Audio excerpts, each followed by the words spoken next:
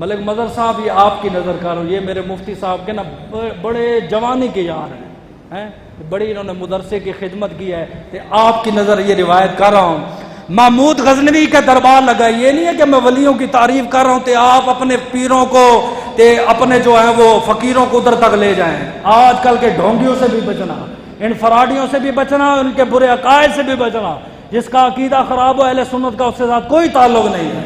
روز آئے دن ویڈیو بنی ہوتی ہیں، اوپر سے ہمارے کلپ لگا دیتے، دیکھو نا جی مولوی صاحب ولی کی تعریف نہیں بھائی نہیں، ہم سچے سچوں کی تعریف کرتے ہیں، ہاں حق والوں کی تعریف کرتے ہیں، ہم کسی باطن کی تعریف نہیں کرتے، جہاں حق ہوگا ہم تعریف کریں گے۔ محمود غزنوی کا دربار لگا ہوا، اس نے خواجہ خضر علیہ السلام کی بڑی تعریف سنی، اس نے کہا سارے پیروں فقیروں تے مولویوں کو بلا لو، بکرے ذبح ہو گئے، اونٹ ذبح ہو گئے، دیگیں پک گئی ہیں تے روٹیاں پک گئی، مولوی آگے کھلا پھلا کے بادام پستے میوے سارے مولوی، حضرت کیوں بلایا؟ فرمایا خواجہ خضر علیہ السلام کا دیدار کرواؤ۔ کوئی وضو کرنے چلا گیا، کوئی باتھ روم میں چلا گیا، ہیں نہیں سمجھ آیا تو کسی نے سر یوں جھکا دیا۔ آپ نے فرمایا روٹی کھائی ہے، پورے پورے ڈنگر کھا گیا، مجھے خواجہ خضر علیہ السلام کا دیدار کرو۔ حضرت ایسے نہیں ہوتا تو یوں ہوگا تو یوں ہوگا۔ جلال میں آ گئے، جب بادشاہ جلال میں آتے بڑے بڑے انعام دے بیٹھے، اس نے کہا جو مجھے خواجہ خضر کا دیدار کروائے گا اتنا سونا تے اتنی میں چاندی دوں گا۔ سارے مولوی بیٹھے، پیر بیٹھے، چپ، کون کروائے؟ پہنچ ہو تو تب نا، کنیکشن ہو تو تب نا۔ پھر کہا اس سے دگنا دوں گا۔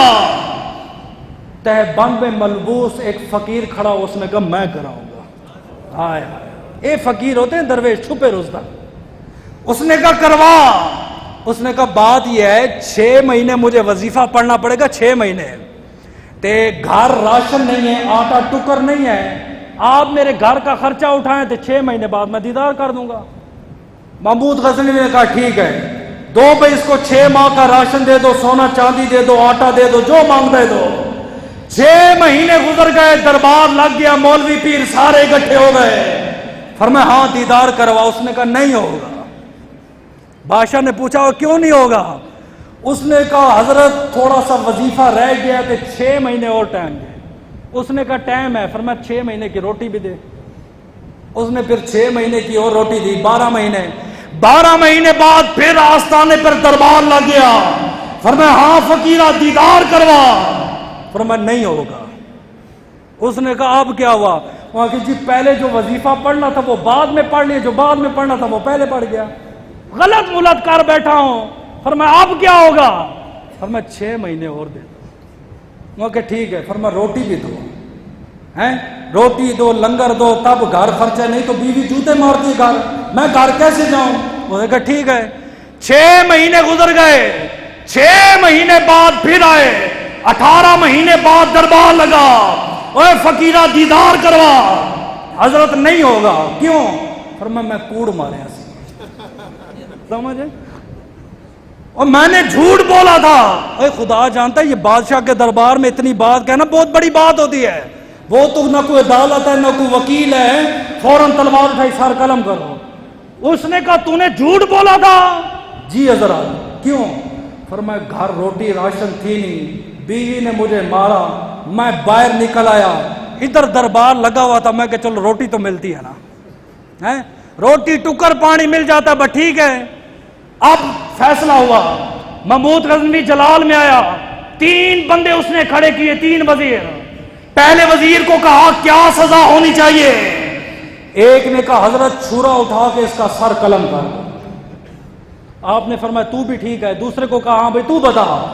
اس نے کہا حضرت اس کا جرم بڑا ہے، اس کی لاش کو کتوں کے سامنے ڈالا جائے تاکہ بھوکے کتے اس کی بوٹیاں نوچ نوچ کے کھائیں۔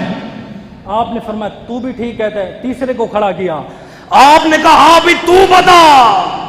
اس نے کہا معاف کرنا نبی کی سنت ہے، آپ اس کو معاف کرنا۔ اللہ، اتنی بات کہنی تھی۔ بادشاہ پریشان ہو گئے، 3 وزیر ہیں، ایک کہتا ہے گردن کاٹ دو، ایک کہتا ہے کتوں سے نچواؤ، ایک کہتا ہے معاف کر دو، کس کی بات مانو؟ مجلس میں ایک بابا کھڑا ہو گیا. بابے آپ کو پتہ ہے، میں نے آپ کو بتایا عام ان کے باب نہیں ہے، یہ ہمارے باب ہیں. اس نے کہا بادشاہ جس نے کہا کہ چھری سے سار کاٹ دو یہ سچا ہے. کیوں؟ فرمایا اس کا باپ دادا پر دادا کسائیوں کا کام کرتا تھا. کسائیوں کا کام ہے گردن کاٹنا. یہی مشورہ دے گے نا، کسائیوں سے مشورہ لوگے. مشورہ بھی کسی بندہ ڈھنگ والے آدمی سے لے، پیشہ دیکھے کیا کرتا ہے. حضور فرماتے جو کسی کو اچھا مشورہ دے اللہ ایک مقبول حج تے ایک مقبول عمرے کا ثواب عطا فرمائے.